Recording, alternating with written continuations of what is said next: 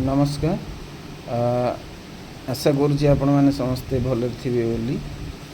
मु ये भिडटा पुनर्बार आउ थे गोटे करुँची। यहाँ एपिसोड 2 कहले चलो।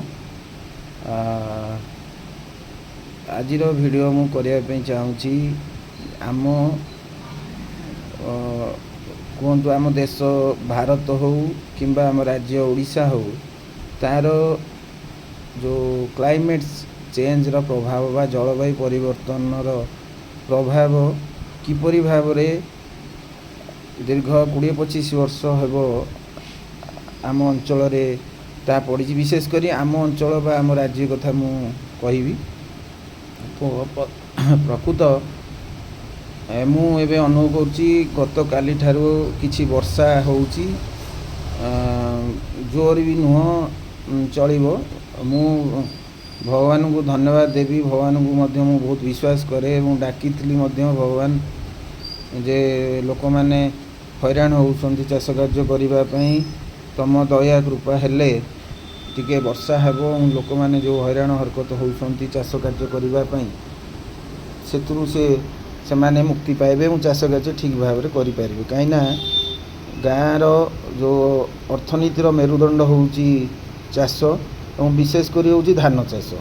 आम अंचल रे एबे मध्य प्राय 80 ରୁ 90 भाग एक फसली चाष बाई खरीफ धान चाष करा जाए बा वर्षा दिन रो चाष करा जाए। वर्षा पर निर्भर चाष करा जाए। मु गोटे कथा कहया पे चाहिबी जे गत प्राय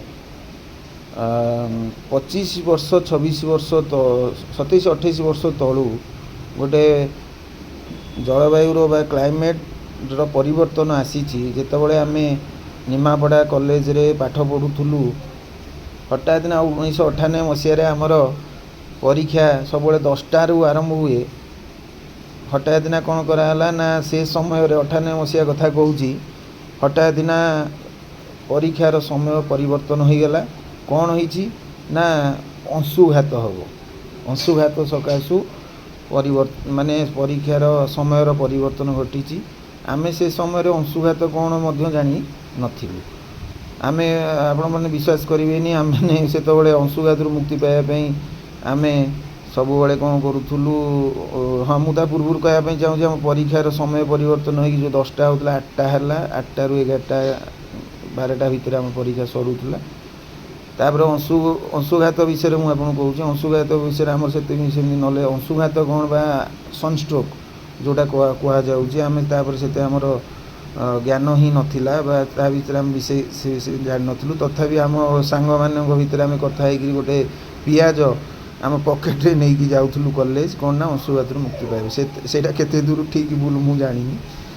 तापर आप विश्वास करें 1999 मसीहा बात्या जो है महाबात्या विशेषकर आमर जगतसिंहपुर अंचल एवं आमर पुरी निमापड़ा अस्तरंग काकटपुर यही नियाड़ी कंटापड़ा यही सब जगह पट विशेष प्रभावित है। आम मैंने भी से प्रभावित थिलु। आम घर मध्य संपूर्ण भांगी पड़ीथिला। आमे गोटे बखरा घर रे थिलु। मोर मन पड़े से समय मो भौणी चलीगलाणी हठात ना चलीगला 2021 रे 48 वर्ष बयस रे। मो भौणीर मो बड़ भाईनार मोर मझी आईना कोरापुट रे थिला सेतबेले से काम रे थिला। आमे आ बाबा बो एवं गाई आमर मध्य जो घरे आमे थिलु समस्ते से गोटे घरे आमे थिलु एवं निज आखि आगे देखीचु आमर घर भांगा आम गाँ लोकंर घर भांगा सी गोटे आमर अनुभूति थिला। मु विशेषकर से कथा जो भावे से समय बोधे जलवायु परिवर्तन घटी। साधारणतः जो नेचुराल कैलामिटी जोटा कि बन्या बात्या आपणकर भूमिकंप आपणकर सुनामी ये सब साधारणतः आपण प्राकृतिक विपर्य या सब मान कहुए।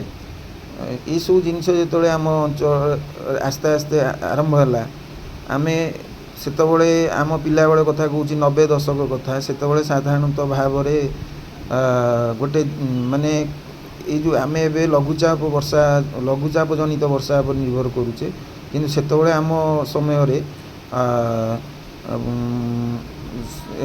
ଗୋଟେ ମାନେ ମୌସୁମୀ ବର୍ଷା ହେଉଥିଲା। ମୌସୁମୀ ଋତୁରେ ବା ବର୍ଷା ଦିନେ ବର୍ଷା ହିଁ ହେଉଥିଲା ଏବଂ ମୋର ମନ ଅଛି ପିଲାବେଳେ ଗୋଟେ ଝଡ଼ି ହେଉଥିଲା, ଝଡ଼ି ବର୍ଷା।